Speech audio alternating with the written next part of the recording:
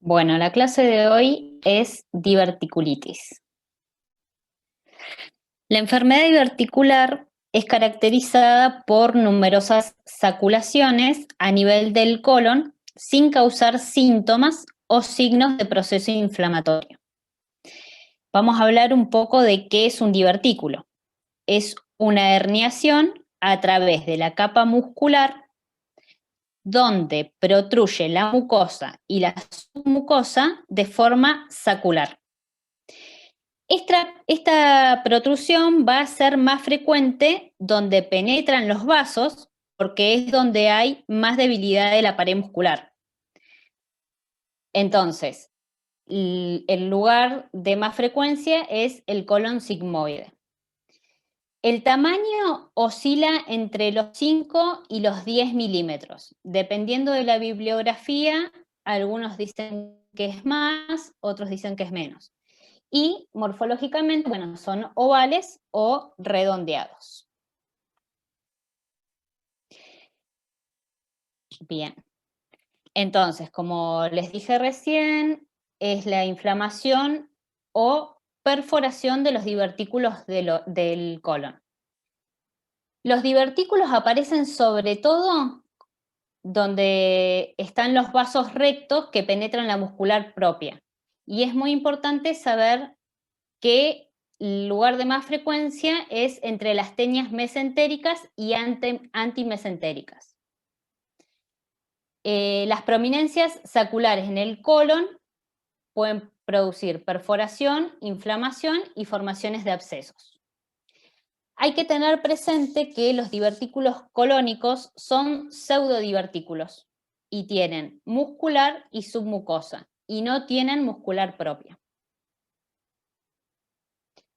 La epidemiología, lo más frecuente, como les decía recién, es del lado izquierdo, aumenta con la edad, con la sociedad occidental, que está muy en relación con el tipo de alimentación, y por lo general son asintomáticos en lo que es la enfermedad diverticular. Como factores de riesgo tenemos el sexo masculino, la historia familiar de antecedentes de enfermedad diverticular, la dieta alta en grasas, el consumo de azúcar refinada y la disminución de las fibras en la dieta. Y se relaciona también con obesidad. La clínica. Vamos a diferenciar entre la clínica de una enfermedad diverticular y de la diverticulitis. En la enfermedad diverticular tenemos distensión abdominal, cambios en el ritmo evacuatorio y el dolor abdominal. Ya cuando tenemos un cuadro de diverticulitis, tenemos un dolor localizado en fosa ilíaca izquierda, fiebre, leucocitosis y la alteración del ritmo intestinal. Se pueden clasificar en asintomáticos, en sintomáticos no complicados, recurrentes y complicados, que es cuando ya se complica el cuadro con una hemorragia, una perforación, abscesos, estenosis y fístulas.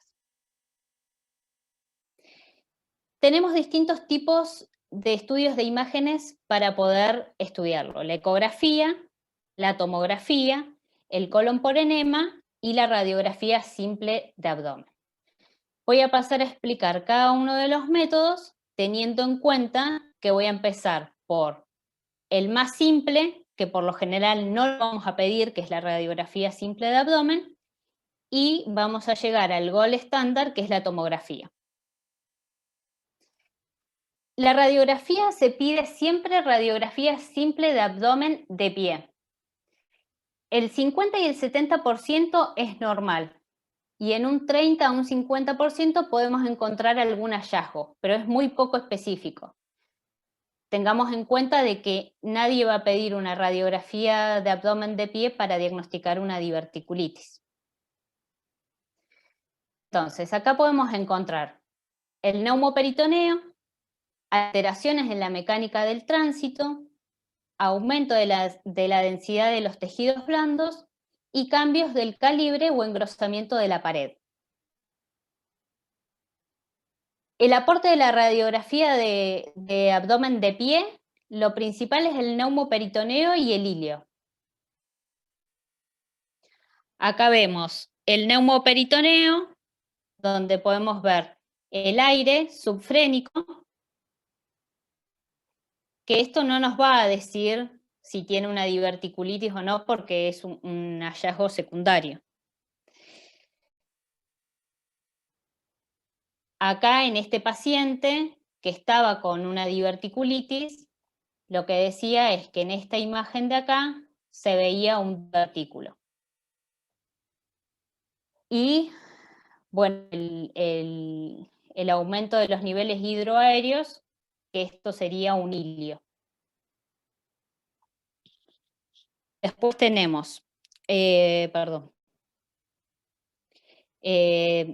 sería, bueno, el hilio, que en realidad es poco probable de que en esta imagen de acá veamos un divertículo. La oclusión intestinal, bueno, acá vemos una dilatación importante de las asas de intestino delgado, principalmente de las asas en el intestino derecho, que van a tener un engrosamiento de tipo nodular de la pared,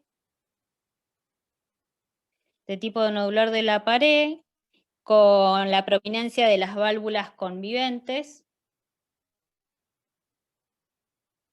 y las formaciones secundarias a los niveles hidroaéreos en los distintos niveles, que disminuyen el patrón del nivel hidroaéreo en todo el marco colónico. Bueno, acá tenemos una diverticulitis complicada con perforación.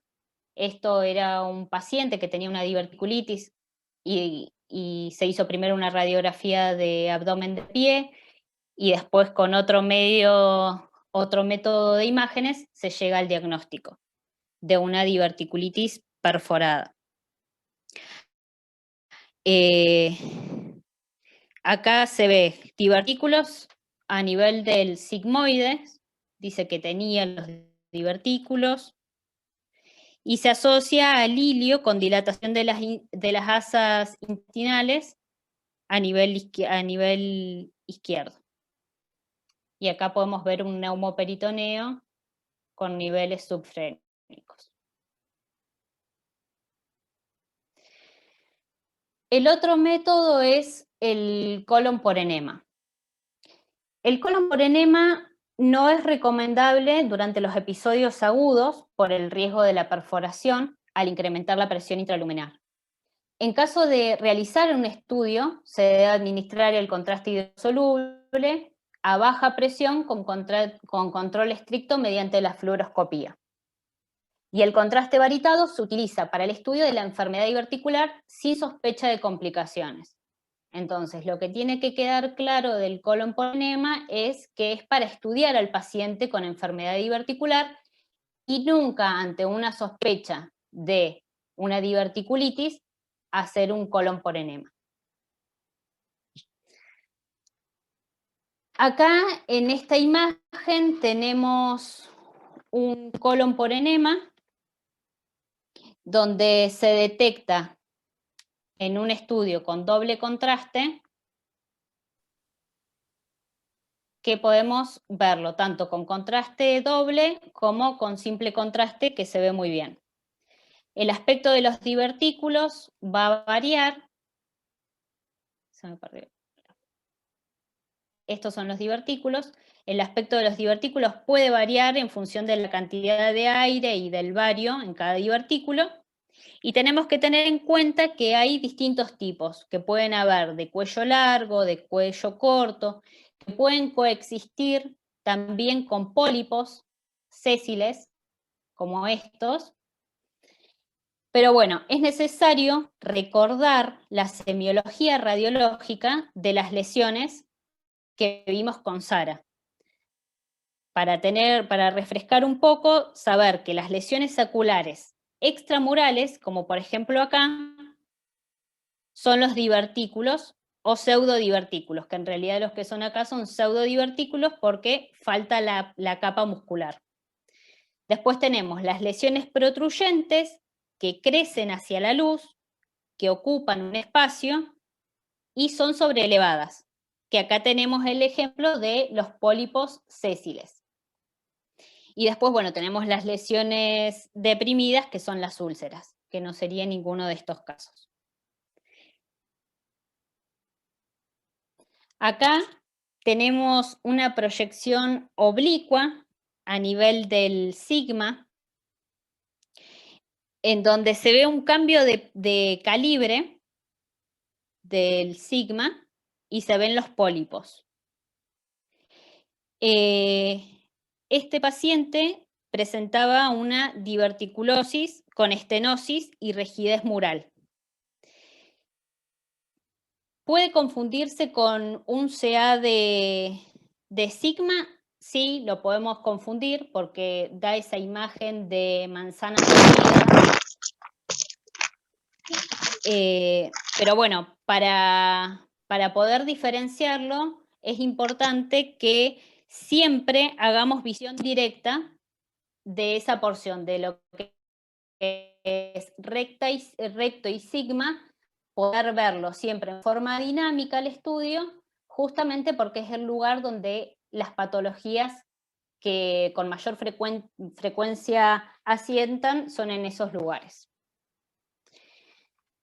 Ahora pasamos a la ecografía, que es el estudio que con más frecuencia piden en primera instancia, que es un estudio confiable para la valoración de diverticulitis, es accesible, no irradia y no es invasivo, pero tiene sus ventajas y sus desventajas.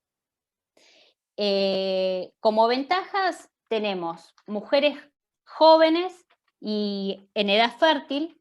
Si una paciente está embarazada, no la estaríamos irradiando.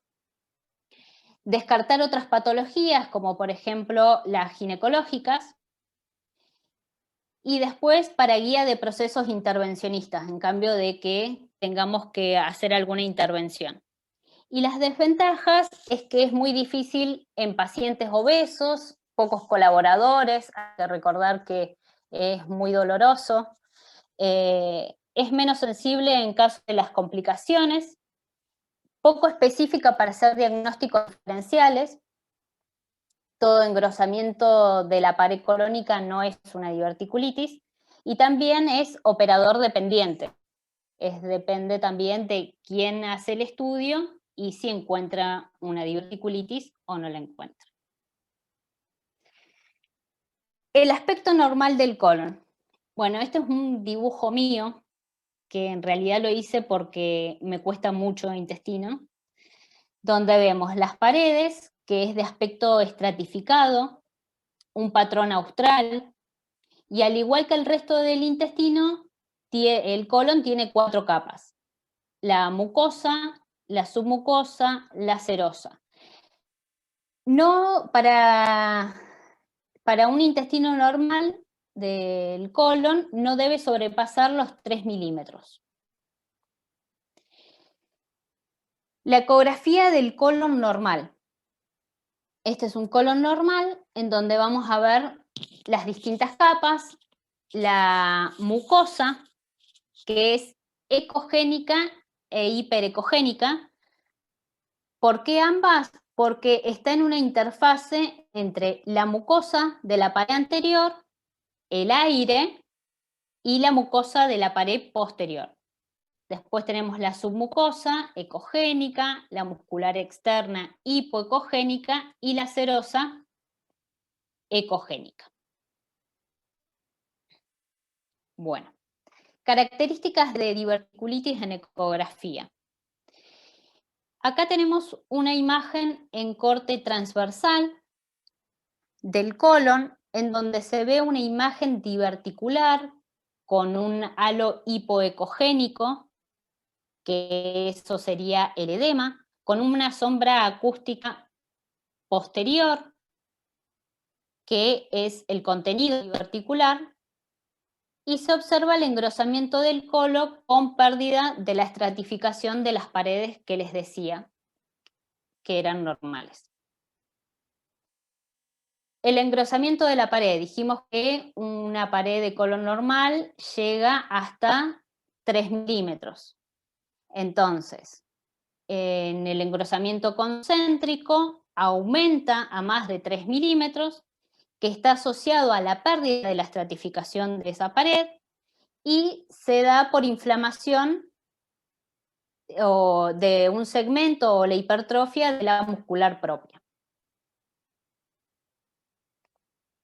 ¿Qué cambios asociados vamos a tener? El aumento de la ecogenicidad de la grasa, eso es el edema, el aumento del flujo vascular peridiverticular y el líquido libre, que pueden aparecer bandas asociadas o no. Complicaciones. Dentro de las complicaciones podemos tener la perforación, que lo vamos a ver bien en una radiografía de abdomen de pie, para certificar ese neumoperitoneo. Los abscesos, que son colecciones particuladas con o sin burbujas aéreas en su interior, que puede asociarse a un apelotonamiento de las asas de intestino delgado, de hipoperistalsis o aperistalsis. Acá tenemos una imagen en donde vemos una diverticulitis que formó una colección. Los hallazgos en tomografía. Los hallazgos en tomografía es el gold estándar, la tomografía. Tiene una sensibilidad de un 90 a un 97% y falsos positivos del 7 al 2%.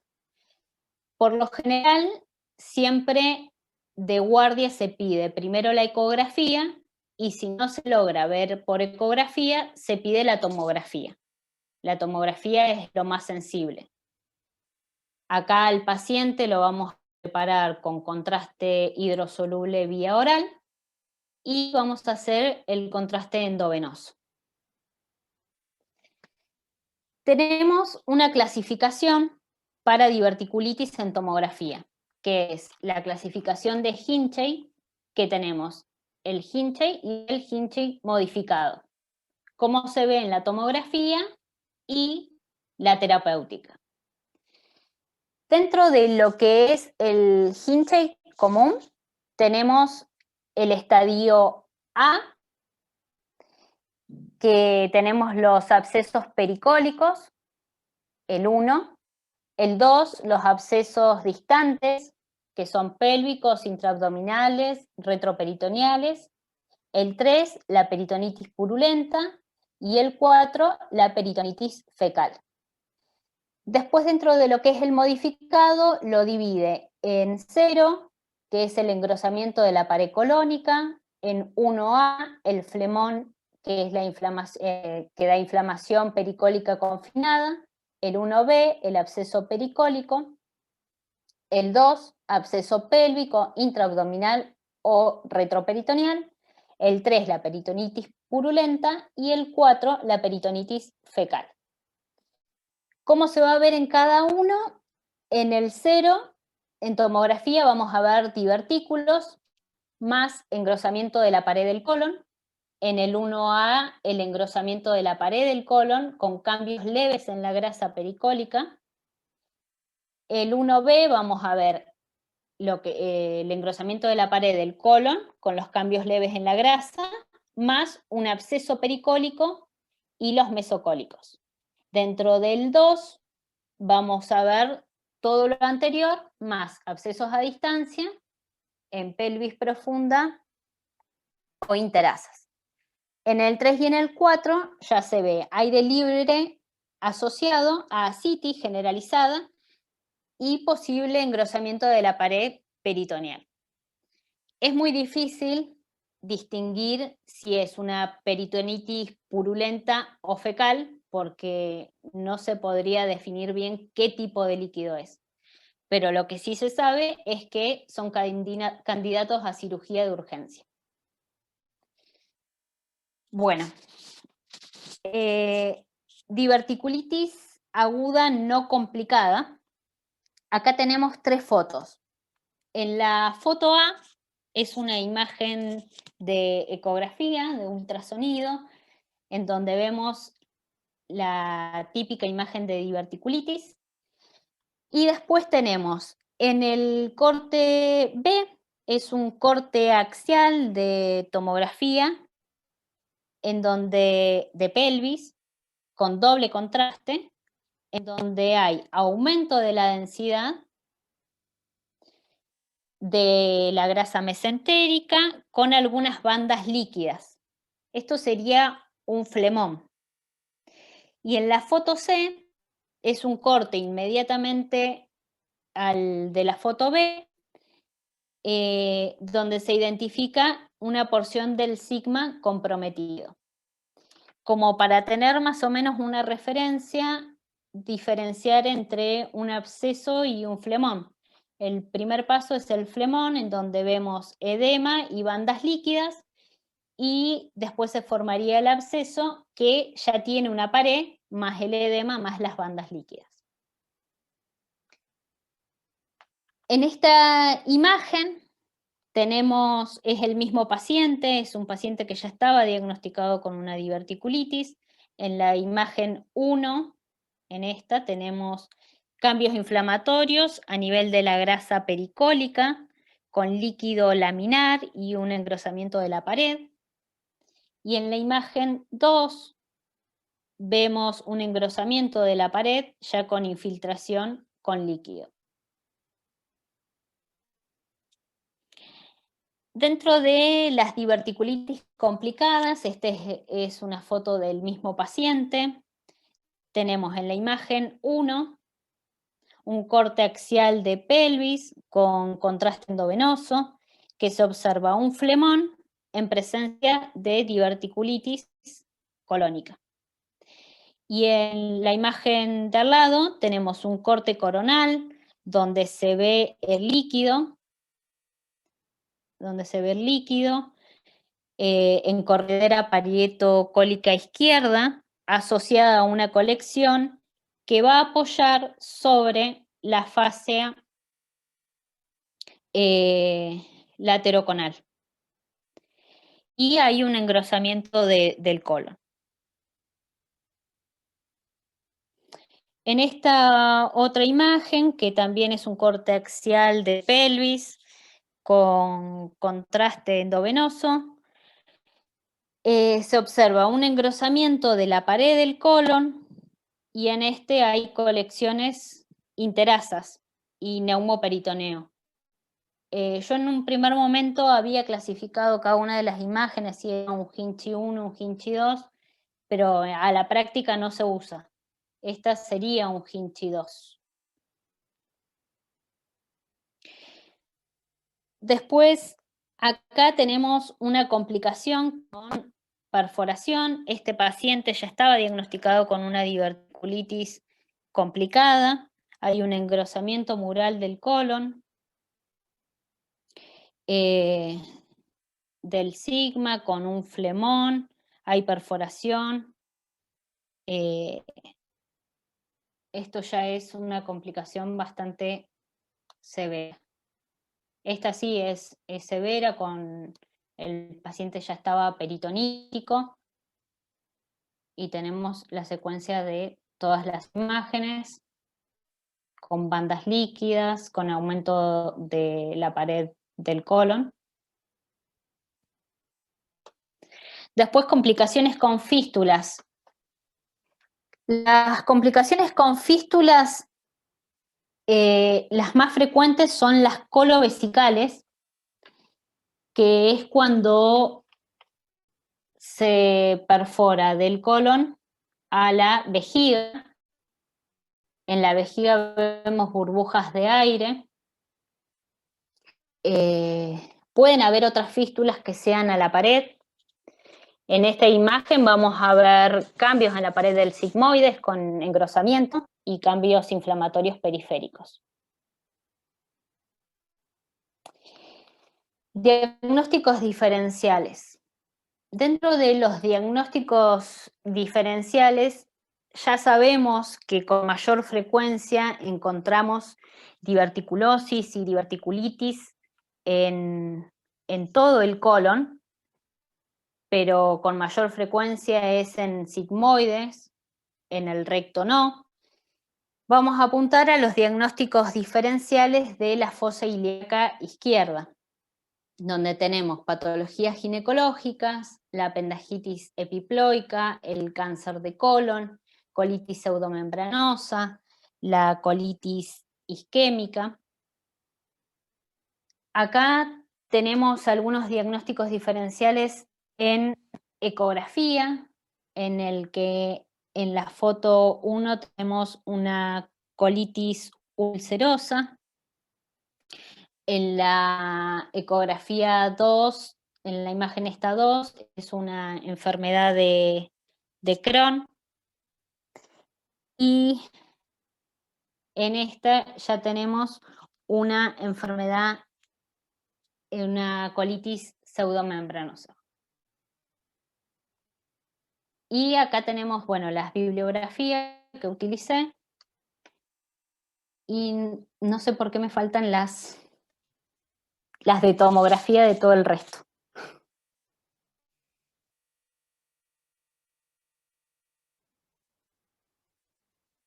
Bueno.